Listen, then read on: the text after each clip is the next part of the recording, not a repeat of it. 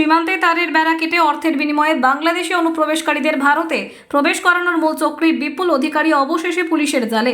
শুক্রবার দীর্ঘ অনুসন্ধানের পর এনজেপি থানার পুলিশ তাকে গ্রেফতার করেছে। গত 23শে জানুয়ারি ফুলবাড়ি থেকে দুই বাংলাদেশি অনুপ্রবেশকারী আতাউর রহমান ও ফেরদৌস আলমকে গ্রেফতার করা হয়েছিল। তাদের কাছ থেকে হাইড্রোলিক কাটার সহ তার কাটার সরঞ্জাম উদ্ধার হয়। জিজ্ঞাসাবাদে উঠে আসে বিপুল অধিকারীর নাম, যিনি হলদিবাড়ি মানিকগঞ্জ এলাকার অধিকারী পাড়ার বাসিন্দা। এই তদন্ত থেকে জানা গেছে বিপুল অধিকারী সমস্ত সীমান্ত পার করানোর মূল লিঙ্ক ম্যান। ঘটনার পর থেকে সেই পলাতক ছিল। প্রায় 1 মাস ধরে তল্লাশির পর অবশেষে তাকে গ্রেফতার করে পুলিশ। ধৃতকে শনিবার জলপাইগুড়ি আদালতে তোলা হবে এবং তদন্তের স্বার্থে 7 দিনের পুলিশি রিমান্ডের আবেদন জানানো হবে।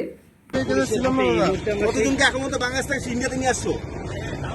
হ্যাঁ বলো বলো। ও ভাই, এখন পর্যন্ত ইন্ডিয়াতে কতজনকে নিয়ে আসো পার করে?